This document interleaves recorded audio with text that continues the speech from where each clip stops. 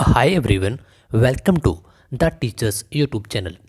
Haryana CET को हमने target कर रखा है और पहले एक प्रैक्टिस सेट हम अच्छे तरीके से डिस्कस कर चुके हैं। आज है प्रैक्टिस सेट नंबर 2 और यकीन करना, जिस भी दोस्त ने इस पूरी सीरीज को कंप्लीट कर लिया अच्छे तरीके से, भाई आपका हरियाणा जीके इससे बाहर एक भी प्रश्न नहीं आएगा। 20 से 25 नंबर की आपकी हरियाणा जीके आएगी, तो इसी पूरी सीरीज से आएगी। अभी सीईटी में कुछ टाइम है, तो जो भी दोस्त नए जुड़े हैं तो उनसे बस यही रिक्वेस्ट रहेगी कि फटाफट से अच्छे तरीके से तैयारी करना शुरू कर दो। और भी बाकी जितने भी सब्जेक्ट हैं उनके भी अलग अलग वीडियो लेक्चर इसी यूट्यूब चैनल पर अवेलेबल हैं, द टीचर्स पर। तो चलिए लेट गेट स्टार्ट। पहला प्रश्न, हरियाणा के निम्नलिखित में से किस शहर में नवोदय विद्यालय स्थित है? तितरम, ये टीटाराम नहीं तितरम है ये एक्चुअल में। कैथल यहाँ पर तो है, ओडन जो कि आपके सिरसा में है यहाँ पर भी है, और देवराला जो कि भिवानी डिस्ट्रिक्ट में है यहाँ पर भी है। यानी कि इन सभी में आपका नवोदय विद्यालय रहेगा। वेरी वेरी मोस्ट इंपॉर्टेंट प्रश्न यह है। प्रश्न आपके PYQ है, यानी पहले पूछे जा चुके हैं। दूसरा प्रश्न, हरियाणा सरकार ने नई उद्योग नीति कब लागू की थी? वेरी मोस्ट इंपॉर्टेंट प्रश्न। राइट आंसर रहेगा आपका 2013 में। 2013 में क्या हुआ था? नई उद्योग नीति आपकी लागू हुई थी। तो ये नीतियाँ भी काफ़ी इंपॉर्टेंट टॉपिक है और इसको भी मैंने एक अलग से लेक्चर में करवा रखा है। हरियाणा के पंडित नेकीराम शर्मा क्या थे? स्वतंत्रता सेनानी, गायक, संगीतकार या मूर्तिकार? तो ऑप्शन ए के साथ हम जाएंगे, स्वतंत्रता सेनानी पंडित नेकीराम। और पंडित नेकीराम के नाम से ही एक कॉलेज भी है, कहाँ पर? रोहतक के अंदर। और हरियाणा का यह पहला कॉलेज था, रोहतक खोला गया था रोहतक में। यह भी प्रश्न आपसे पूछा जा सकता है कि हरियाणा का सबसे प्राचीन कॉलेज कहाँ पर है? तो रोहतक में है। कब खोला गया था? 1926-27 में। ठीक है। और कहाँ पर है ये? रोहतक में। रोहतक में कहाँ पर? पावर हाउस पर। पावर हाउस है एक रोहतक में एक प्लेस, मतलब वहाँ पर काफ़ी कॉलेज और कोचिंग इंस्टीट्यूट है, वहीं पर है पंडित नेकीराम कॉलेज। ठीक है। और इसको आगे जाके यूनिवर्सिटी के अंडर भी शामिल कर दिया गया था 1944 के आसपास, 44-45 के आसपास इसको कॉलेज में भी जोड़ दिया गया था। अगर बात चली है कॉलेज और यूनिवर्सिटी की, तो आपको पता होना चाहिए HBSC क्या है ये? HBSC Haryana board school education, HBSC। Okay. इसकी सबसे पहली स्थापना हुई थी आपकी कहाँ पर? 1969 में चंडीगढ़, CH चंडीगढ़। लेकिन 1981 में इसको भेज दिया गया, स्थानांतरित कर दिया गया। कहाँ पर? आपका भिवानी में। ठीक है, भिवानी में 1981 में। जितने भी आपके स्कूली लेवल के एग्जाम है HBSC कंडक्ट करवाता है, और आपका HTET भी आपका HBSC ही कंडक्ट करवाता है। ओके। तो इसके बाद हम बात करते हैं 1956 में हरियाणा में पहली यूनिवर्सिटी बनी थी। कहाँ पर? क्या नाम था? KUK, Kurukshetra university, Kurukshetra. कहाँ पर बनी थी ये? कुरुक्षेत्र के अंदर। ओके। इसकी नींव रखी थी देश के पहले राष्ट्रपति, बताइए क्या नाम था? डॉक्टर राजेंद्र प्रसाद ने।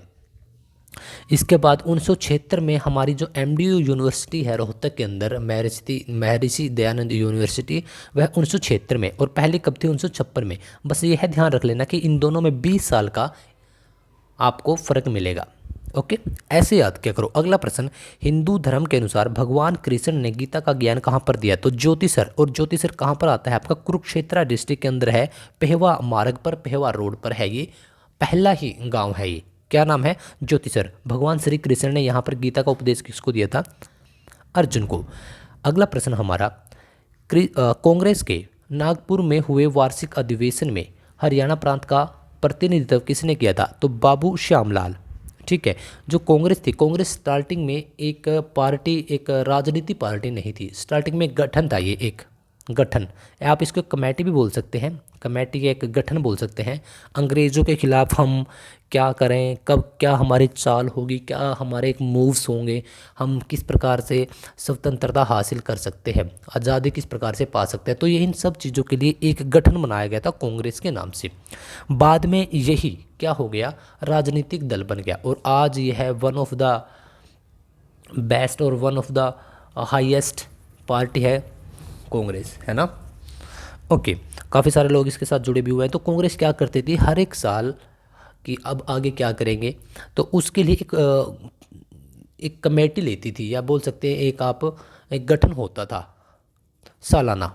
तो उसमें जब नागपुर में हुआ वार्षिक अधिवेशन तो हरियाणा की तरफ से बाबू श्याम लाल ने अपना प्रतिनिधित्व किया था कि वो हरियाणा को रिप्रेजेंट कर रहे थे वहाँ पर। अगला प्रश्न, हरियाणा में बुआ कुमारी मंदिर कहाँ पर है? तो हाँसी में है। और हाँसी कहाँ पर है? हिसार में है। तो आपको हिसार भी ऑप्शन में देखने को मिल सकता है। जहाज कोठी कहाँ पर है? ये हिसार में है। सर सादीलाल को राय बहादुर की उपाधि कब दी गई थी? तो 1909 के अंदर दी गई थी। 1909। किसको? सर सादीलाल को, राय बहादुर की। जो अंग्रेज थे वो इंडियंस को उपाधि देते थे, जैसे कि किसी के आगे सर लगा दिया तो सर जो आपको कभी भी देखने को मिले तो इसका मतलब आप समझ जाना कि यह एक उपाधि दी गई थी अंग्रेजों के द्वारा। या फिर राय बहादुर की उपाधि होगी तो सर भी एक उपाधि होती थी। तो सर सादीलाल को राय बहादुर की उपाधि दी गई थी 1909 में। किसके द्वारा? अंग्रेजों के द्वारा। अब देखिए 1909, यह एक और प्रश्न यहाँ से बन जाता है कि अंग्रेजों का समस्त हरियाणा पर कब अधिकार हो गया था? तो 1910, 1909, 1910 में अंग्रेजों का समस्त हरियाणा पर अधिकार हो चुका था। अगला प्रश्न, किस किले को तलवारों का किला भी कहा जाता है? तो आसीगढ़ का किला। ठीक है, लोहारों का किला, आसीगढ़ का किला, मोरनी किला और महम किला। ठीक है, तो आपका राइट आंसर क्या रहेगा? आसीगढ़ का किला को क्या कहा जाता था? तलवारों का किला। यह प्रश्न पहले भी पूछा गया है और आगे भी पूछा जा सकता है, चांसेस है। अगला प्रश्न, निम्नलिखित में से किसे हरियाणा के प्रथम राजकवि के रूप में जाना जाता है? तो उदय भानु हंस, इनको हरियाणा के प्रथम राजकवि के रूप में जाना जाता है। हरियाणा में प्रथम, जैसे कि हरियाणा में प्रथम मुख्यमंत्री, प्रथम राज्यपाल, प्रथम ट्रेन कहाँ से कहाँ तक चली। ठीक है, तो इसके ऊपर भी एक अलग से वीडियो बना रखी है। कभी कभार प्रश्न पूछ लेता है तो very very most important topic हो जाता है, उसको छोड़ना मत, कर लेना और आपको इसी यूट्यूब चैनल पर मिल जाएगा। पटौदी, पटौदी एक तहसील है जो कि किस जिले के अंतर्गत आती है? तो सबको पता है भाई कि गुरुग्राम के अंतर्गत यह आती है। और पटौदी, पटौदी नवाब अली मसूर खां, आपने नाम भी सुना होगा, सैफ अली खान उनके ही वंशज हैं। और वो क्रिकेट, इंडियन क्रिकेटर की, जो इंडियन की क्रिकेट टीम है उसमें भी रह चुके हैं। ठीक है, राजा महाराजा के टाइम की ये बात है। तो राजा भी उनको बोला जाता था। तो कहाँ पर है तहसील? गुरुग्राम। और गुरुग्राम का गठन हुआ था 1 नवंबर 1966 को। जब हरियाणा का गठन हुआ तो उसी समय हरियाणा के अंदर 7 जिले बने थे, तो 7 में से एक जिला कौन सा था? गुरुग्राम। ओके, जो ये 7 जिले बने थे उस टाइम पर, तो इनमें सबसे बड़ा पूछ ले जाए तो आपका रहेगा हिसार, H फॉर हिसार, और सबसे छोटा रहेगा जींद। लेकिन आज वर्तमान 2011 का डेटा अभी तक हरियाणा में चल रहा है, उसके अकॉर्डिंग सबसे बड़ा कौन सा है? अभी सिरसा, क्षेत्रफल की बात कर रहा हूँ मैं। और सबसे छोटा कौन सा है आपका? फरीदाबाद, मैं क्षेत्रफल की बात कर रहा हूँ। ओके, चलिए आगे चलते हैं। अगला प्रश्न, जिला सोनीपत में किस स्थान पर फाल्गुन सुदी 9 फरवरी या फरवरी मार्च में एक डेरा है, नगन बाबा बालकनाथ, बालकनाथ का मेला लगता है? तो यह है रबड़ा, जो कि तहसील गोहाना के अंदर कोई गांव है शायद ये। तो यहाँ पर मेला लगता है, तहसील इसकी गोहाना रहेगी, डिस्ट्रिक्ट सोनीपत और रबड़ा गांव रहेगा। अगला प्रश्न हमारा, प्रसिद्ध गुलाम सासिका रजिया सुल्ताना की कब्र प्रदेश के किस जिले में है? तो कैथल जिले में है। देखिए, गुलाम एक वंश था और जिसकी शासिका आगे चलकर कौन बनी थी? रजिया सुल्तान। और रजिया सुल्तान पहली मुस्लिम शासिका बनी थी उस टाइम पर। कब बनी थी? यह 1236 में। और 1240 में इसकी हत्या कर दी गई थी इसी के भाइयों और उनके दोस्तों के द्वारा। अल्तुनिया जो कि इनके पति थे, यह लौट रहे थे पटियाला रियासत की तरफ से, कैथल की तरफ, कैथल से क्रॉसिंग होती थी उस टाइम पे, तो इनकी हत्या कर दी गई थी दोनों की।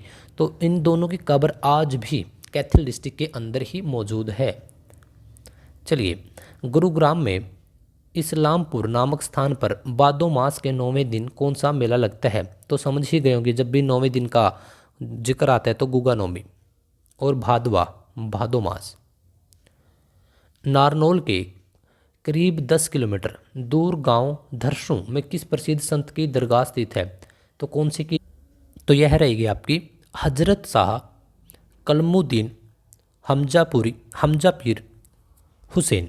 थोड़ा नाम सा थोड़ा अलग डिफरेंट सा है, एक बार यह प्रश्न पूछा गया था, बाकी आजकल इस टाइप के प्रश्न नहीं आते, फिर भी एक बार आंखों के सामने से निकाल लेना।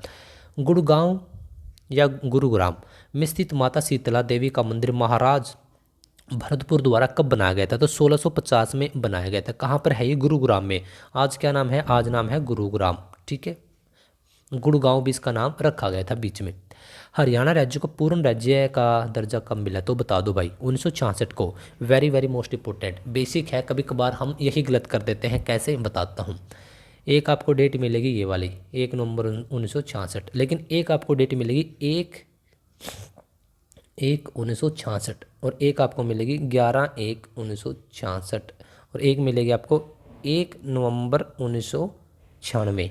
ठीक है, यहाँ पर साल में फ़र्क कर दिया और यहाँ पर डेट्स में फ़र्क कर दिया। तो बहुत सारे बच्चे जल्दबाजी में इसी पर क्लिक कर देते हैं। तो कभी भी जल्दबाजी में आपको क्वेश्चन पेपर को अटैम्प्ट नहीं करना है। सबसे पहले रिलैक्स रहिए, 2-3 मिनट का टाइम उसको दे दीजिए, क्वेश्चंस को अच्छे तरीके से पढ़िए और फिर अच्छे तरीके से सोल्व करने की कोशिश कीजिए। अगला प्रश्न, रियो ओलंपिक 2016 में हुए थे, इसमें कांस्य पदक जीता था किसने? साक्षी मलिक ने। इसका संबंध किस खेल से है? तो कुश्ती खेल से है। ओके, जो आपका ओलंपिक वाला टॉपिक है वह भी काफ़ी इम्पोर्टेंट है। जैसे कि 2016 में कहाँ पर हुए थे आपके ओलंपिक? रियो में, ये रहा रियो जेनेरियो। और 2020 के ओलंपिक 2021 में हुए थे, वो हुए थे आपके टोक्यो में। 20 ही लिख देता हूँ मैं। और जो 2024 के हुए हैं वह हुए आपके पेरिस में। 2020 में हमारा एक गोल्ड आया था, किस में? नीरज चोपड़ा लेकर आए थे, भाला फेंक जेवलिन में। और 2024 में हमारा कोई गोल्ड नहीं आया, 2016 में भी हमारा कोई गोल्ड नहीं आया, 2012 में भी हमारा कोई गोल्ड नहीं आया, 2008 में हमारा गोल्ड आया था, किसमें? शूटिंग खेल में। तो यह भी काफ़ी इंपॉर्टेंट है। इसके बाद रोहतक में स्थित लाल मस्जिद को प्रसिद्ध व्यापारी हाजी आशिक अली द्वारा कब बनवाया गया था? तो सन 1939 की हम बात कर रहे हैं। अगला प्रश्न, बाबा साहब कमाल की मज़ार प्रदेश में कहाँ पर स्थित है? तो आज का हमारा फाइनली यह प्रश्न बिल्कुल लास्ट होगा। तो बताइए, कैथल में है ये बाबा साहब कमाल।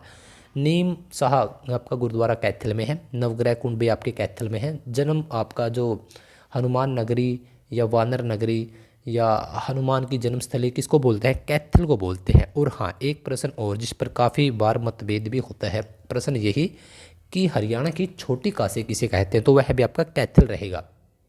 हरियाणा की काशी आपका भिवानी रहेगा। ठीक है, तो काफ़ी सारे प्रश्न हैं जो कि आप यदि अच्छे तरीके से खाली इस सीरीज को हरियाणा सीईटी टारगेट का आज लेक्चर नंबर 2 था। तो जिस भी दोस्त ने इस सीरीज़ को कंप्लीट कर लिया तो भाई आपके 25 प्रश्न बोला है वैसे तो कि आ सकते हैं, लेकिन यह प्रश्न 25 ना होकर 22 भी आ सकते हैं और यह 20 भी आ सकते हैं। तो आप हरियाणा जीके के 20 से 25 प्रश्न मान के चल सकते हैं कि 20 से 25 प्रश्न के बीच हरियाणा जीके पूछ जाएगी। तो जिस भी दोस्त ने इस सीरीज को देख लिया, सुन लिया, खाली जो आपके पीडीएफ है वह भी बता दूंगा कैसे डाउनलोड करनी पड़ेंगी। तो आपको एक भी नंबर नहीं कटने दूंगा मैं, चाहे आपका करंट का हो, करंट की क्लासेज भी आपको दी जाएंगी। पीवाईक्यू अभी चल ही रहे हैं और वेरी मोस्ट इंपॉर्टेंट प्रश्न वह भी मैं आपको प्रोवाइड करवा दूंगा। तो अब आपके ऊपर डिपेंड है और समय वेस्ट मत करना, क्योंकि कमेंट्स आते हैं कि सर काफ़ी लेट हो गए ये और वो। देखिए, नोटिफिकेशन कब आएगा, पेपर कब होगा, वह हमारे हाथ में नहीं है।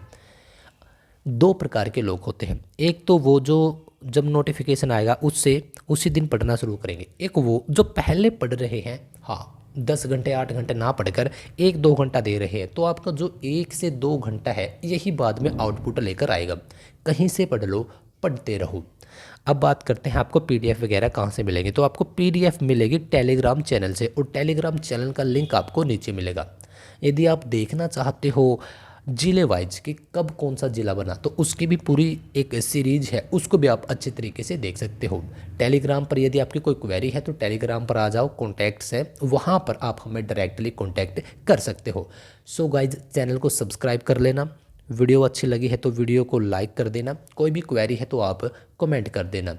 और हाँ, आप मुझे कमेंट करके ये बताओ कि हरियाणा में अभी 2011 की जनसंख्या के अनुसार क्षेत्रफल में सबसे छोटा जिला कौन सा है? मैं यह पूछ रहा हूँ कि सबसे छोटा जिला, कमेंट करके बताओ।